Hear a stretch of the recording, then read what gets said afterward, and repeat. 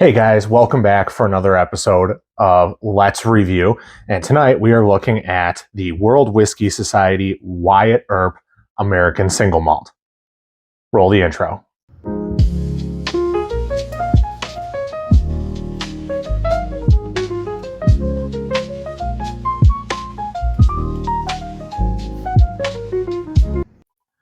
All right, guys. So this bottle, first and foremost, was sent to me very generously by the folks over at World Whiskey Society. Very excited to get into this one. Um, as far as what I know about it and what I know about World Whiskey Society, really, I guess we should start there. They're a company that was started in 2020, kind of in the midst of the pandemic, right? With the purpose of providing a ultra premium drinking experience to their customers. So whether that means finding new and unique distilleries or maybe taking classical whiskeys or bourbons and finishing them in things like Japanese Mizunara oaks or things like that. You know, they're trying to do something different to offer their customers something different. This one here is an American single malt. It is 96 proof, and it says on the back it's bottled by World Whiskey, but it was distilled in Oklahoma. Well, for me, immediately, there are no distilleries that come to mind in Oklahoma. So I'm sure this one is going to be a little bit more on the unique side. I don't know how old this was. There is no age statement. It is a very, very pretty bottle that jumps out at you.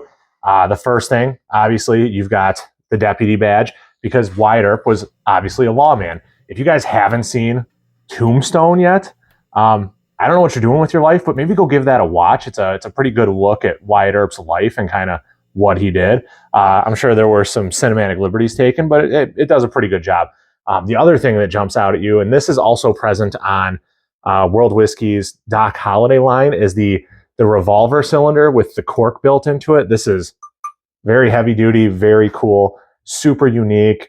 The label looks fantastic.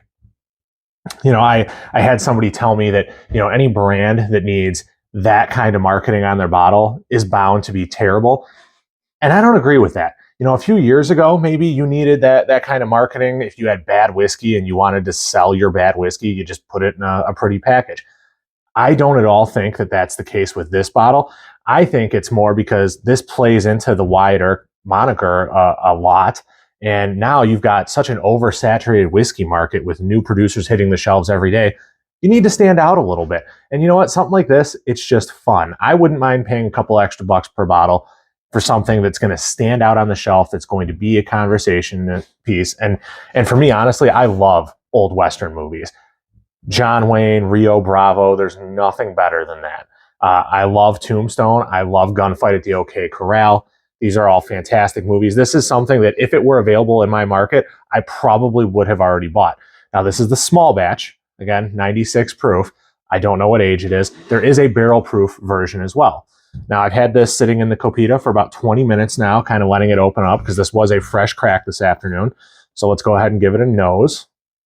Give it a little bit of that Matt Porter swirl job.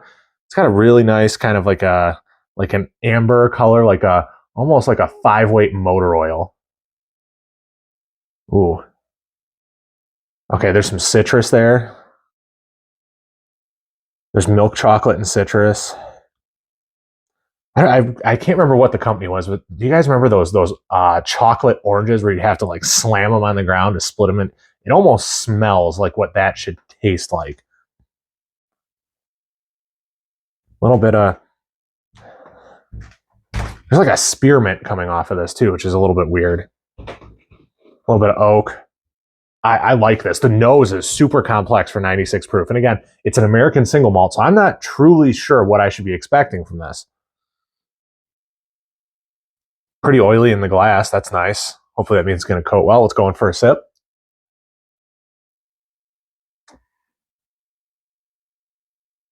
Mm-hmm.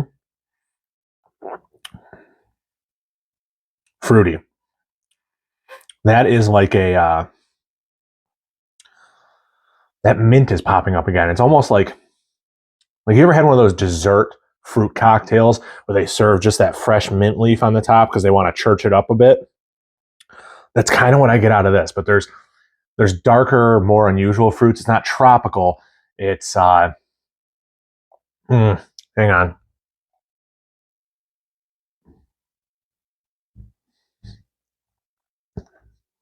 There's like a dusty chocolate note, like if you had shaved some chocolate for like the top of it. But there's, I can't tell if that's a nectarine or a plum. There's a little bit of raspberry in there, some stone fruitiness. It's really good. There's a little bit of caramel and vanilla that kind of dance around throughout they're there, but they're not the stars of the show. This thing is really a fruit bomb. It's really good, really complex. The finish is, there's a little bit of an herbalness to the finish, but it's not off-putting. It's not obtrusive.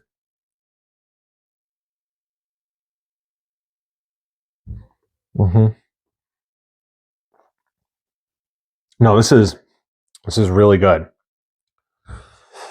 It's got a medium to actually a pretty long finish for the proof, and I think you can see that in the glass with just how oily it is. That it's going to coat really well. I don't know who makes this stuff, but this is fantastic. I would drink this any day of the week. This is really good. And then nose, there's a little bit of a, I don't know if that's graham cracker or like what that is, but there's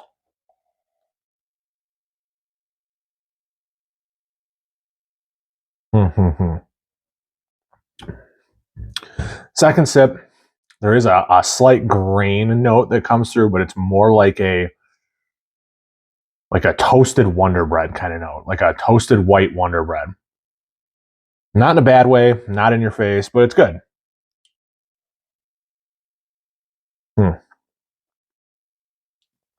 Yeah, I like it. For a non-distilling producer that's going around the country and they're sourcing their whiskeys and they're going to places that maybe you haven't heard of, or they're doing different finishes.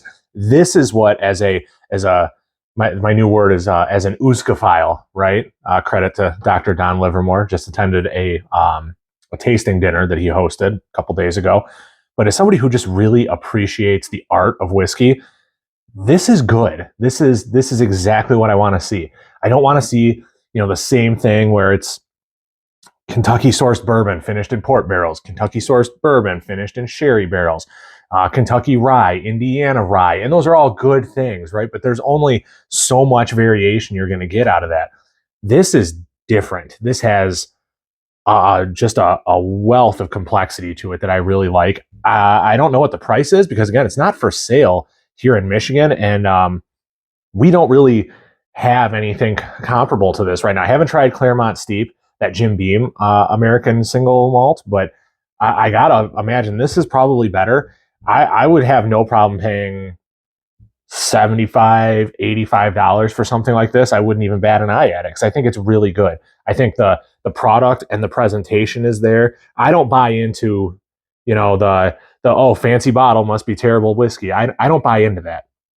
I think this is exceptional. I really do. I would definitely, buy a pour of this at a bar. If somebody offered me one, I'm obviously going to take it. But I would buy a backup bottle of this if it were to come to Michigan. This actually makes me very curious for some of their other releases, and I look forward to trying some of those. But if I had to give it a score, you get one more taste here just because I want to be thorough for you guys.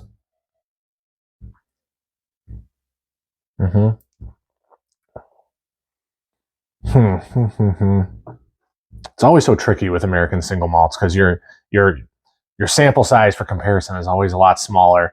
But I would say even 8 out of 10. This is very good whiskey. 8 out of 10, 8.0 flat. Yeah, I would definitely drink this again. I look forward to having this on the shelf. I look forward to sending some samples out to friends who have been trying to get a hold of this. Thank you again to World Whiskey Society for sending me this bottle for review. I think this is exceptional. Really bravo, guys. Golf clap to you. But I will definitely look forward to more releases. That said, guys, if you've made it this far in the video, please feel free to smash that subscribe button, hit the like, leave a comment down below. We recently had our first video make it to 1,000 views, so very excited about that. But with that said, keep looking forward to new content. I'll keep putting it out there. Make sure you're following us on Instagram. But otherwise, go Lions, and we'll see you next time. Cheers.